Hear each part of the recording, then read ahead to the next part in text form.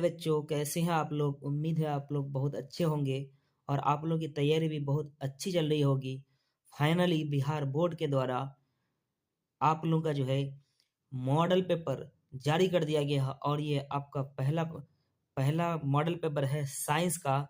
यदि आप इसको अच्छी तरह से बना लेते हैं तो आपको जो है इस क्वेश्चन का, यानी कि क्वेश्चन का जो लेवल है उसका उसका आपको पता चल जाएगा। क्वेश्चन आपको किस तरह से पूछा जा रहा है, ज़्यादा कठिन पूछा जा रहा है या आसान पूछा जा रहा है, या किस, यानी कि इसमें ऑब्जेक्टिव कितना पूछा जा रहा है, सब्जेक्टिव कितना पूछा जा रहा है और किस तरह का क्वेश्चन पूछा जा रहा है। अगर आप इस क्वेश्चन को अच्छी तरह से पढ़ के जाते हैं, याद करके जाते हैं, देख करके जाते हैं, तो उम्मीद है कि जो है इनमें से आपको 25 से 30 नंबर इसी मॉडल पेपर से देखने को मिल जाएंगे और आपको जो है सीधे सीधे आपका मार्कशीट में 25 नंबर बढ़ जाएंगे। तो इसलिए इस मॉडल पेपर को ऐसा ऐसा भी नहीं मानना है कि ये जो बेकार का है। आपको जो हर एक क्वेश्चन को मेरे साथ जो है उसका आंसर करते चलना है, क्योंकि इसमें जो है कितने 80 नंबर का, टोटल 80 नंबर का जो है आपका इसमें ऑब्जेक्टिव क्वेश्चन दिए गए हैं और सब्जेक्टिव क्वेश्चन भी दिए गए हैं। 24 क्वेश्चन दिए गए हैं और 6 क्वेश्चन दिए गए हैं, यानी कि दीर्घोत्तरीय वाला प्रश्न। टोटल क्वेश्चन 110 क्वेश्चन दिए गए हैं। तो आप इसको अच्छी तरह से देखिए। और कितना है, टाइम कितना दिया गया है, तो 2 घंटा 45 मिनट दिया गया है इसमें। तो इसको आप अच्छी तरह से देखिए और मेरे साथ आंसर करने की कोशिश करें, ताकि आपको भी पता चले कि मेरा कितना सही हो रहा है। और आप कमेंट बॉक्स में भी लिखें कि आपका कितना सही हो पा रहा है। तो चलिए अब क्लास को शुरू किया जाए और शुरू करते हैं आपका पहला क्वेश्चन से। और आपका पहला क्वेश्चन है कि किसी प्रकाश स्रोत के सामने एक रुकावट रख देने पर क्या बनता है? तो क्या बनता है बताइए, क्या बनेगा? रुकावट अगर है तो वो पीछे क्या बनेगा? तो छाया बनेगा। क्या बनेगा? छाया बन जाएगा। ऑप्शन नंबर ए बन जाएगा। क्वेश्चन नंबर 2 देखते हैं। समतल दर्पण की फोकस दूरी होती है, कितना होती है? तो अनंत होती है। कितनी होती है? अनंत होती है। ऑप्शन नंबर बी हो जाएगा इसका। अब क्वेश्चन नंबर 3 देखिए कि 1 मीटर फोकस दूरी वाले उत्तल लेंस की क्षमता होगी। उत्तल लेंस की क्षमता बराबर, बताइए, क्षमता निकालना है तो क्षमता डी बराबर क्या होता है? 1/f होता है। क्या होता है? 1/f। और दे दिया है आपको 1/f। एफ फोकस दूरी कितना दिया है? तो एक ही दिया है, यानी ये कट जाएगा, आपका कट जाएगा तो कितना, फिर 1 ही आता है घुमा के। यानी ऊपर में 100 सेंटीमीटर माना जाता है, तो फिर 100 सेंटीमीटर बाई 100, नहीं 1 मीटर को चेंज किया तो वही 100 सेंटीमीटर आ जाएगा। तो कट के एक तो 1d हो जाएगा। तो आपका आंसर कितना हो जाएगा? +1d हो जाएगा, क्योंकि उत्तल लेंस बोला है तो इसलिए धनात्मक लेंस हो जाएगा। तो 1d हो जाएगा इसका। ऑप्शन नंबर सी हो जाएगा इसका। क्वेश्चन नंबर 4 देखते हैं। निम्नलिखित में से किस लेंस को अपसारी लेंस कहते हैं? बताइए, किस लेंस को अपसारी लेंस कहते हैं? तो किसको कहते हैं? अवतल लेंस को अपसारी लेंस कहते हैं। और अभिसारी लेंस किसको कहते हैं? तो उत्तल लेंस को अभिसारी लेंस कहते हैं। ये भी याद रखना है, आपका टारगेटेड क्वेश्चन पूछ सकता है बोर्ड एग्जाम में। अब अगला क्वेश्चन है, प्रकाश की चाल विभिन्न माध्यमों में होता है, क्या होता है? बताइए, क्या होता है? बताइए, 5 नंबर का आंसर बताइए क्या होगा? तो भिन्न भिन्न होता है। क्या होता है? भिन्न भिन्न। ऑप्शन नंबर ए होगा। अब अगला क्वेश्चन देखते हैं। किसी लेंस द्वारा उत्पन्न आवर्धन का एसआई मात्रक क्या होता है? बोलिए, आवर्धन का एसआई मात्रक क्या होता है? बताइए। तो क्या होगा इसका? आवर्धन का एसआई मात्रक होता ही नहीं है, तो क्या होगा? मात्रक विहीन हो जाएगा। Option number D. अब अगला क्वेश्चन देखते हैं। निम्नलिखित में से किसका अपवर्तनांक सबसे अधिक होता है? बताइए, सबसे अधिक, तो किसका होता है सबसे अधिक अपवर्तनांक? हीरे का अपवर्तनांक सबसे अधिक होता है। आपको इनमें भी आपको बहुत सारा याद रखना है। वायु का कितना होता है? तो 1.0001 होता है, आपको याद रखना है 1.0001। ये वीवीआई है, आपको इसको भी याद रख लेना है। अब नेक्स्ट क्वेश्चन देखते हैं। एक अभिसारी लेंस बनता है, किससे बनता है? तो कभी आभासी तो कभी वास्तविक प्रतिबिंब बनाता है। क्या बनाता है? कभी आभासी तो कभी वास्तविक प्रतिबिंब बनाता है। ऑप्शन नंबर सी हो जाएगा। अब अगला क्वेश्चन देखते हैं। आकाश का नीला रंग होना किस परिघटना का परिणाम है? बताइए, किस परिघटना का परिणाम होगा? बताइए, क्या होगा इसका आंसर? तो ऑप्शन नंबर बी हो जाएगा इसका। ऑप्शन नंबर बी हो जाएगा। परिकिरणन के कारण होता है, आकाश का रंग नीला होता है। चलिए अब अगला क्वेश्चन को देखते हैं। प्रकाश का प्राथमिक वर्ण है, बताइए कौन सा प्राथमिक रंग है? तो लाल भी है, नीला भी है, हरा भी है, तो इनमें से सभी डी हो जाएगा। इसके लिए एक फॉर्मूला आप याद रखिए, ताकि कभी इसको भूलिएगा नहीं। क्या हो जाएगा इसका फॉर्मूला याद रखिए, ट्रिक याद रखिए, ट्रिक क्या है इसका, नहला। क्या हो जाएगा, नहला। नौ से क्या हो जाएगा, नीला हो जाएगा। क्या हो जाएगा, नौ से नीला हो जाएगा। और ह से हो जाएगा हरा हो जाएगा। और ल से लाल हो जाएगा। इसको अच्छी तरह से याद रखिए, नहला। अगला क्वेश्चन देखिए, वृहद संख्या में प्रकाश सुग्राही कोशिकाएं कहाँ होती है? तो कहाँ होती है, तो रेटिना में होती है। कहाँ पे होती है, तो रेटिना में होती है। आंख में किसी भी वस्तु का, सभी वस्तुओं का प्रतिबिंब जो बनता है तो कहाँ बनता है, तो रेटिना में ही बनता है। चलिए अब अगला क्वेश्चन को देखते हैं। दूर दृष्टि दोष के उपचार के लिए किस लेंस का प्रयोग होता है? किस लेंस का प्रयोग होता है, तो उत्तल लेंस का प्रयोग होता है दूर देखने के लिए, यानी दूर दृष्टि दोष जिसमें होगा तो वो क्या हो जाएगा, उसमें उत्तल लेंस से लग जाएगा। ऑप्शन नंबर ए हो जाएगा। अब अगला क्वेश्चन को देखते हैं। मानव नेत्र के लिए दृष्टि का स्थायित्व कितना होता है? तो कितना होता है दृष्टि का स्थायित्व, बताइए, तो कितना होता है, 1/16 होता है। अब अगला क्वेश्चन देखिए, निम्नलिखित में कौन सा मात्रक वाट के बराबर है? बताइए, वाट के बराबर कौन होगा, बताइए, तो जूल प्रति सेकंड हो जाएगा। क्या हो जाएगा, जूल प्रति सेकंड। तो जूल प्रति सेकंड ऑप्शन नंबर बी हो जाएगा इसका। अब अगला क्वेश्चन देखते हैं। 1 किलोवाट घंटा बराबर होता है, कितना होता है, 1 किलोवाट घंटा बराबर, तो 1 यूनिट होता है। कितना होता है, 1 यूनिट होता है। अब अगला क्वेश्चन देखिए, एक यानी विद्युत शक्ति का एसआई मात्रक क्या होता है? तो विद्युत शक्ति का एसआई मात्रक, शक्ति, बताइए क्या होगा इसका, तो विद्युत शक्ति का एसआई मात्रक होगा वाट। क्या हो जाएगा, और वाट हो जाएगा। ठीक है, ये तो याद रखना है। अब बताइए, इसी में और भी बहुत सारा दिया गया है, तो इन सब विभवांतर का क्या होता है, वोल्ट होता है। कार्य क्या होता है, जूल होता है। बल का क्या होता है, न्यूटन होता है, आपको पता ही होगा। अब अगला क्वेश्चन देखिए, 1 किलोवाट बराबर है, 1 किलोवाट कितने जूल के बराबर होगा, बताइए कितने जूल के बराबर होगा, कितने जूल के बराबर होगा, तो 3.6 इंटू 10 पर पावर 6 जूल के बराबर होगा। ऑप्शन नंबर सी हो जाएगा इसका। अब अगला क्वेश्चन देखिए, दाएं हाथ के अंगूठे के नियम को किसने प्रतिपादित किया था? बताइए किसने प्रतिपादित किया था, किसने प्रतिपादित किया था, तो मैक्सवेल ने प्रतिपादित किया था। अब अगला क्वेश्चन देखिए, विद्युत फ्यूज विद्युत धारा के किस सिद्धांत पर कार्य करता है? किस सिद्धांत पर कार्य करता है, तो ऊष्मीय प्रभाव पर, यानी ऊष्मीय सिद्धांत पर कार्य करता है। ऑप्शन नंबर सी हो जाएगा इसका। अब अगला क्वेश्चन देखिए, एक MA बराबर, यानी बताइए इसका क्या हो जाएगा, क्या होगा इसका आंसर, तो क्या हो जाएगा इसका, ऑप्शन नंबर सी हो जाएगा इसका। क्या हो जाएगा, ऑप्शन नंबर सी, 10 पावर-3 एम्पियर हो जाएगा इसका। अब अगला क्वेश्चन देखिए, प्रतिरोध का मान बढ़ाने के लिए प्रतिरोधों को जोड़ा जाना चाहिए, किस क्रम में जोड़ा जाना चाहिए, बताइए किस क्रम में जाना चाहिए, तो श्रेणी क्रम में जोड़ा जाना चाहिए। अब अगला क्वेश्चन देखिए, क्वेश्चन नंबर 22, इलेक्ट्रिक हीटर की कुंडली बनाने में किस पदार्थ का प्रयोग किया जाता है? बताइए किस पदार्थ का प्रयोग किया जाता है, तो किस पदार्थ का प्रयोग किया जाता है, तो नाइक्रोम का प्रयोग किया जाता है। और बल्ब का फिलामेंट जो होता है वो किसका बना होता है, बताइए किसका बना होता है, तो टंगस्टन का बना होता है। किसका बना होता है, टंगस्टन का बना होता है, टंगस्टन का बना होता है, याद रखना इसको, टंगस्टन का बना होता है। अब अगला क्वेश्चन देखिए, क्वेश्चन नंबर 23, निम्नलिखित में से कौन ग्लोबल वार्मिंग के लिए उत्तरदायी है? ग्लोबल वार्मिंग के लिए कौन उत्तरदायी है, बताइए, ग्लोबल वार्मिंग के लिए कौन उत्तरदायी है, तो कौन उत्तरदायी है, तो CO2 है, कार्बन डाइऑक्साइड उत्तरदायी है। अब अगला क्वेश्चन देखिए,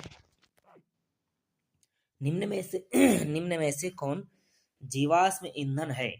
निम्न में से कौन जीवाश्म ईंधन है, बताइए कौन होगा, तो पेट्रोलियम भी है, आपका जो है क्या क्या है, पेट्रोलियम भी है, पेट्रोलियम भी है, और इनमें से आपका क्या है, तो प्राकृतिक गैस भी है, कोयला भी है, तो इनमें से सभी हो जाएगा। ऑप्शन नंबर डी हो जाएगा आपका। अब अगला क्वेश्चन देखिए, सूर्य तथा अन्य तारों द्वारा उत्सर्जित विशाल ऊर्जा का स्रोत है, बताइए विशाल ऊर्जा का स्रोत कौन सा है, बताइए कौन होगा इसका आंसर, कौन सा होगा इसका आंसर, तो क्या हो जाएगा, नाभिकीय विखंडन हो जाएगा। क्या हो जाएगा, नाभिकीय विखंडन हो जाएगा। क्या हो जाएगा, नाभिकीय। हाँ तो चलिए क्वेश्चन नंबर 25 अब थोड़ा दोबारा से देख लीजिए इसको। तो सूर्य तथा अन्य तारों द्वारा उत्सर्जित विशाल ऊर्जा का स्रोत है, तो क्या स्रोत है? नाभिकीय संलयन होगा, इसका आंसर सही कर लीजिएगा आप लोग। अब अगला क्वेश्चन है, टिहरी बांध का निर्माण का उद्देश्य क्या था? बताइए उद्देश्य क्या था? तो भूमि सिंचाई, बिजली उत्पादन, जल आपूर्ति, इनमें से सभी था। ऑप्शन नंबर डी हो जाएगा। अब अगला क्वेश्चन देखिए, खिलौनों में किस सेल का उपयोग होता है? बताइए किस सेल का उपयोग होता है? तो सूखा सेल का यानी शुष्क सेल का उपयोग होता है। अब अगला क्वेश्चन देखिए, जल में विद्युत अपघटन में कैथोड पर कौन सी गैस मुक्त होती है? बताइए कौन सी गैस मुक्त होती है? तो कौन सी गैस मुक्त होती है? तो हाइड्रोजन गैस मुक्त होती है। ऑप्शन नंबर सी हो जाएगा इसका। क्वेश्चन नंबर 26, नीचे दी गई अभिक्रिया के संबंध में कौन सा कथन सत्य है? बताइए कौन सा कथन सत्य होगा? तो क्या होगा? बताइए क्या होगा इसका आंसर? क्या हो जाएगा इसका आंसर? क्या हो जाएगा? तो कार्बन कार्बन उपचयित हो रहा है, यह आंसर इसका सही होगा। ऑप्शन नंबर सी हो जाएगा। अब अगला क्वेश्चन देखिए, जस्ता तथा तनु हाइड्रोक्लोरिक अम्ल की अभिक्रिया के फलस्वरूप निम्न में से कौन सा गैस बनता है? बताइए कौन सा गैस बनेगा? तो कौन सा गैस बनता है? तो हाइड्रोजन गैस बनता है। हाइड्रोजन गैस बनता है यानी H2 गैस बनता है। निम्नलिखित में कौन गैस चूना जल को दूधिया कर देता है? बताइए चूना जल को कौन दूधिया कर देता है? चूना जल को कौन दूधिया कर देता है? तो कार्बन डाइऑक्साइड कौन कर देता है? कार्बन डाइऑक्साइड दूधिया कर देता है, यानी ऑप्शन नंबर बी हो जाएगा इसका। अब नेक्स्ट क्वेश्चन देखते हैं, निम्नलिखित में कौन बुझा चूना है? कौन बुझा चूना है? बताइए 32 नंबर का आंसर बताइए कौन सा होगा? तो ऑप्शन नंबर सी हो जाएगा, कैल्शियम हाइड्रोक्साइड, CaOH2 क्या हो जाएगा? कैल्शियम हाइड्रोक्साइड, और ये संगमरमर का है, ठीक है, और ये कैल्शियम ऑक्साइड है ये। अब अगला क्वेश्चन देखिए, दंत मंजन प्राय होता है, क्या होता है दंत मंजन? दंत मंजन क्या होता है? तो क्या होता है? क्षारीय होता है। क्या होता है? ऑप्शन नंबर सी हो जाएगा, क्षारीय। नेक्स्ट क्वेश्चन, नींबू में कौन सा अम्ल पाया जाता है? कौन सा अम्ल पाया जाता है? बताइए कौन सा अम्ल पाया जाता है? तो सिट्रिक अम्ल पाया जाता है नींबू में।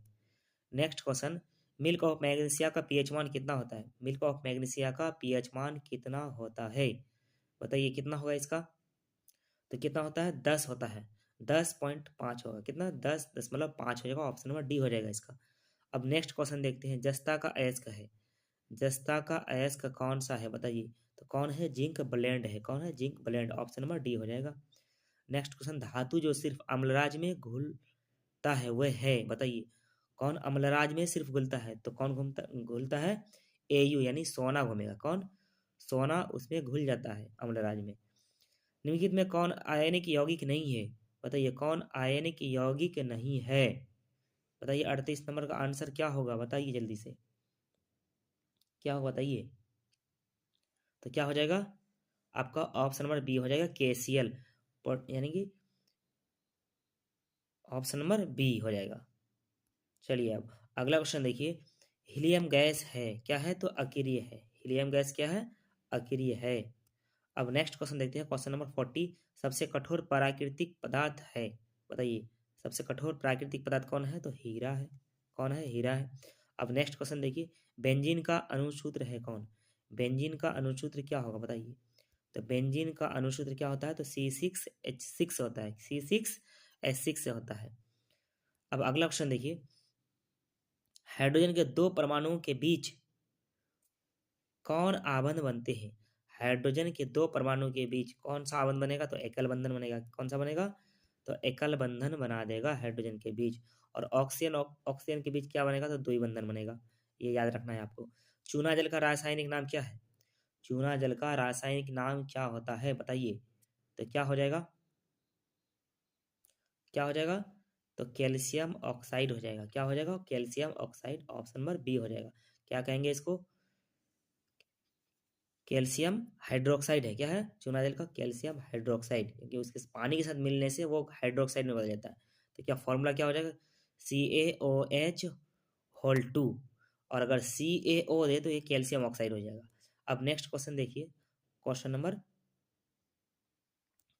आपका जो है कितना आ जाएगा? 44।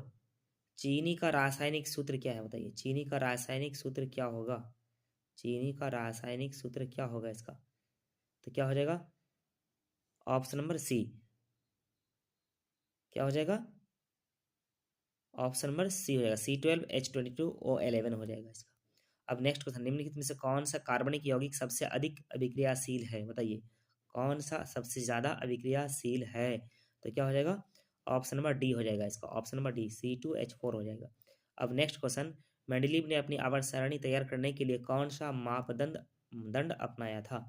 मेंडलीव ने, बताइए कौन सा मापदंड अपनाया था, बताइए तो क्या होगा, परमाणु द्रव्यमान अपनाया था। और मौसले का पूछेगा तो क्या, तो मौसले अगर पूछेगा तो परमाणु संख्या दर्शाया था। यानी आधुनिक आवर्त सारणी को, यानी कि किस तरह से सजाया गया, तो किसके आधार पर सजाया गया है, तो परमाणु संख्या के आधार पर सजाया गया है। निम्नलिखित में से कौन क्षार धातु नहीं है, कौन क्षार धातु नहीं है, बताइए क्या होगा, कौन क्षार धातु नहीं है, तो कौन नहीं है, मैग्नीशियम नहीं है, ऑप्शन नंबर ए हो जाएगा इसका आंसर। अब नेक्स्ट क्वेश्चन देखिए, निम्नलिखित में कौन हैलोजन समूह का सदस्य है, कौन हैलोजन समूह का सदस्य है, बताइए तो कौन होगा, ब्रोमीन हो जाएगा, हैलोजन सबसे ज्यादा सक्रिय हैलोजन समूह का सदस्य कौन है, तो कौन है, फ्लोरीन है, याद रखना फ्लोरीन है। चलिए नेक्स्ट क्वेश्चन देखते हैं, जिंक की परमाणु संख्या कितनी होती है, जिंक, जिंक का कितना होता है, 30 होता है, पता ही आपको 30 होगा। कैल्शियम का याद रखना, कैल्शियम का कितना होता है, कैल्शियम का 20 होता है, ये भी याद रखना, ये भी पूछ सकता है आपको। सोडियम का कितना होता है, तो 11 होता है। अब चलिए नेक्स्ट क्वेश्चन, निम्नलिखित में से किस, निम्नलिखित में कौन विद्युत ऋणात्मक होते हैं, कौन विद्युत ऋणात्मक होते हैं, तो ऋणात्मक कौन होगा, तो अधातु होगा, ऋणात्मक कौन होगा, ऋणात्मक अधातु होगा, धनात्मक होगा धातु हो जाएगा। चलिए नेक्स्ट क्वेश्चन आप देखते हैं, राजस्थान के किस ग्राम में चिपको आंदोलन के क्रम में महिलाओं ने जान दे दी थी, बताइए, बताइए तो कहाँ पे, तो खेजरी में, राजस्थान के खेजरी में। अब नेक्स्ट क्वेश्चन, निम्नलिखित में से किसके कारण पर्यावरण में संतुलन बिगड़ जाता है, बताइए पर्यावरण में संतुलन बिगड़ जाता है किसके कारण, बताइए तो क्या होगा इसका आंसर, बढ़ती मानव जनसंख्या की वजह से बिगड़ जाता है। अब नेक्स्ट क्वेश्चन, पर्यावरण को प्रदूषण से बचाने का सबसे अच्छा तरीका क्या है, सबसे अच्छा तरीका, वस्तु का पुनर्चलन, वस्तु का पुनरुपयोग और वस्तु के उपयोग में कमी। तो क्या हो जाएगा, सभी हो जाएगा, ऑप्शन नंबर डी हो जाएगा इसका आंसर सही। अब अगला क्वेश्चन देखिए, क्वेश्चन नंबर 54, सौर सेल में किसका उपयोग होता है, बताइए किसका उपयोग होता है, तो सिलिकॉन का उपयोग होता है सौर सेल में। नेक्स्ट क्वेश्चन देखिए, निम्नलिखित में कौन मुख्यतः बायोगैस है, बताइए बायोगैस कौन है, तो बायोगैस का फॉर्मूला क्या होता है, बताइए इसका क्या होगा आंसर इसका, बताइए क्या हो जाएगा, तो ऑप्शन नंबर क्या हो जाएगा, नहीं तो मुख्यतः कौन बायोगैस है, क्या होना चाहिए इसका आंसर, क्या होना चाहिए, तो आपका जो ऑप्शन नंबर बी हो जाएगा, CH4 हो जाएगा, यानी CH4 मीथेन, मीथेन की उपस्थिति इसमें 75% होती है बायोगैस में। अब नेक्स्ट क्वेश्चन देखते हैं, मनुष्य के दांत की सबसे ऊपरी परत है, सबसे ऊपरी परत कौन सी है, तो बताइए कौन सी है, तो एनामेल है, कौन है, एनामेल है। चलिए नेक्स्ट क्वेश्चन देखते हैं हम, जठर ग्रंथियां पाई जाती है, कहाँ पाई जाती है जठर ग्रंथियां, जठर ग्रंथियां कहाँ पाई जाती है, बताइए तो अमाशय में पाई जाती है। अमाशय में कौन सा अम्ल निकलता है, तो HCl अम्ल निकलता है, जो भोजन के पाचन में सहायता प्रदान करता है। अब नेक्स्ट क्वेश्चन देखिए, निम्नलिखित में कौन वसा के पाचन में सहायक होता है, बताइए वसा के पाचन में कौन सहायक होता है, तो कौन सहायक होता है, तो लाइपेज सहायक होता है। अब नेक्स्ट क्वेश्चन देखिए, पित्तरस का रंग कैसा होता है, तो पित्तरस का रंग कैसा होता है, तो कैसा होता है, तो हरा होता है, पित्तरस का रंग हरा होता है, ऑप्शन नंबर बी हो जाएगा इसका।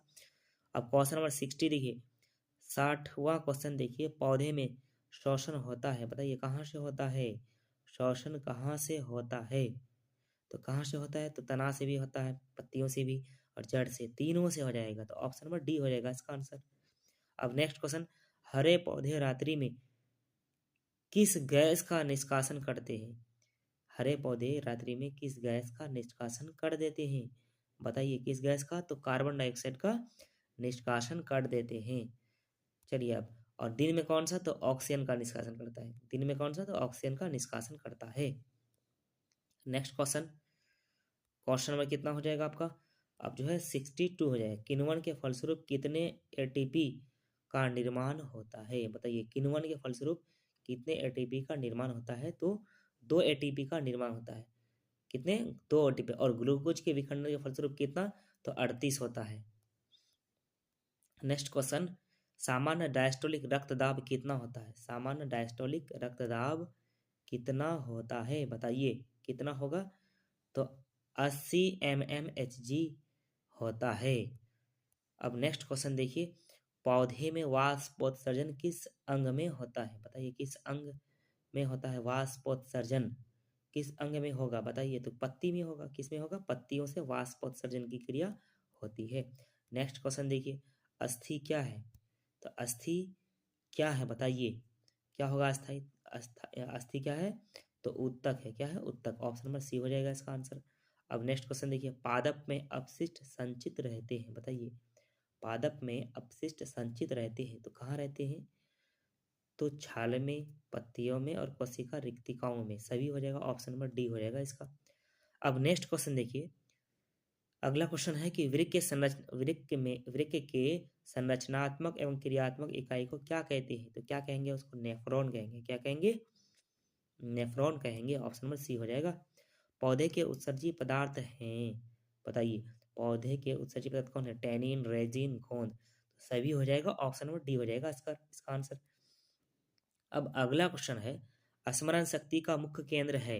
बताइए स्मरण शक्ति का मुख्य केंद्र कौन है? तो कौन होगा? तो सेरेब्रम होगा। याद रखने के लिए किसकी जरूरत पड़ती है? तो सेरेब्रम बड़ा होना चाहिए तभी याद ज्यादा रहता है। जड़ का आधोगामी वृद्धि कहलाता है। क्या कहलाता है? जड़ का आधोगामी वृद्धि तो गुरुत्वाकर्षण कहलाएगा। क्या कहलाएगा?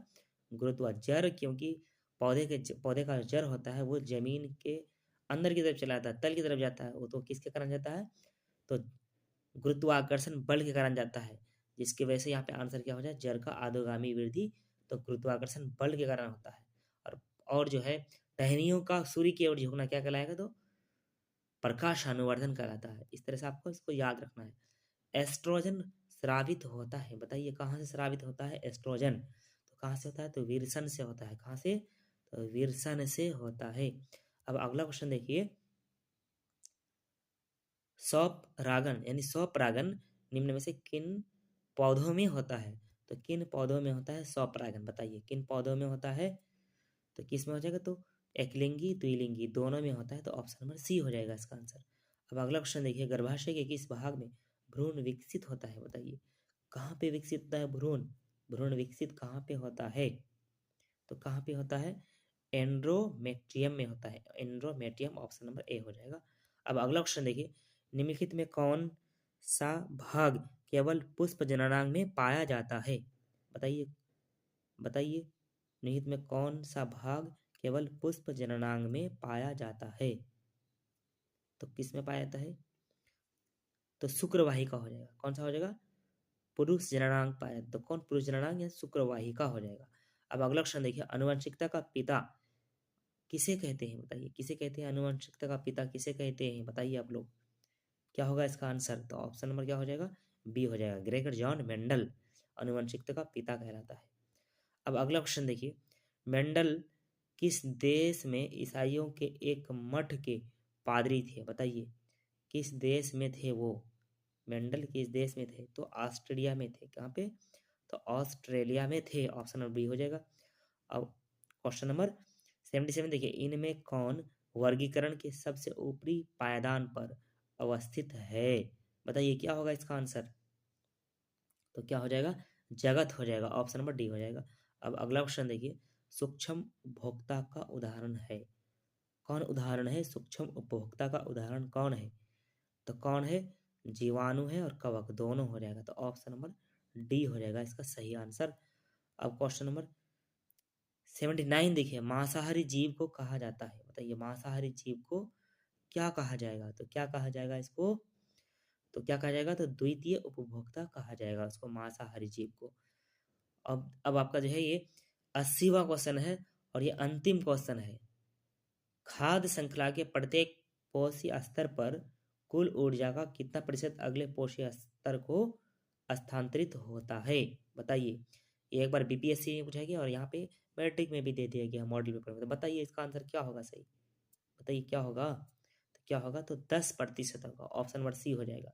इस तरह से आपका जो है यहाँ 80 का 80 क्वेश्चन का जो है आंसर मैं कर चुका हूँ, और आपको और आप इसको अच्छी तरह से याद कर लीजिए, और आप जो है इसका सब्जेक्टिव क्वेश्चन भी देख लीजिए, ताकि आपको क्वेश्चन का जो है लेवल का पता चले कि कौन कौन सा आपका पढ़ा हुआ क्वेश्चन है, और ताकि आप लोग इसको अच्छी तरह से याद करके एग्जाम में जाइएगा, और वहाँ पे आप 100% आप सभी क्वेश्चन को करके आइए, और जो है ताकि आपको ज़्यादा से ज़्यादा मार्क्स मिले, और जो है फर्स्ट डिवीजन करने का भी मौका मिल जाए आपको। 400 450 प्लस नंबर लाने का आप जो है एक अनुमान रखिए।